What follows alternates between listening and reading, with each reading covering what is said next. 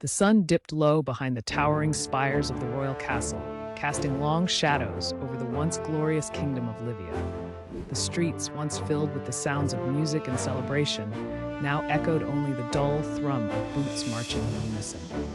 In the heart of this kingdom stood Aric, the legendary hero who had brought Lyvia to the peak of its power and prestige.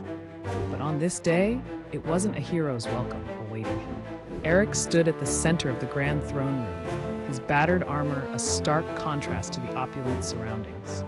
His once lustrous sword, the blade that had felled countless foes, was now caked in blood, though none of it was his own. His once proud face, marked by the scars of countless battles, was now devoid of any emotion except exhaustion. Before him, King Aldric, the ruler of Lyvia, sat upon his golden throne, flanked by his most trusted advisors. The king's gaze was cold, distant, a far cry from the man who had once called Aric his closest ally. "You have served us well, Aric," the king's voice echoed through the room, but there was no warmth in his words. But all good things must come to an end. Aric's heart twisted. Betrayal. The words he had feared, but had never imagined would come from the lips of his king, rang in his ears.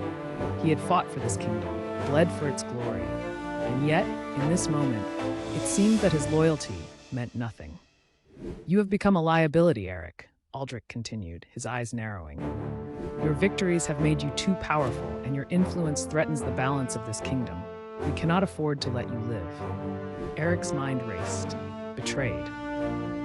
His loyalty had been repaid with treachery. The kingdom he had sworn to protect was now his enemy, and as the guards closed in around him, he knew that his fate had been sealed. But fate, it seemed, had other plans.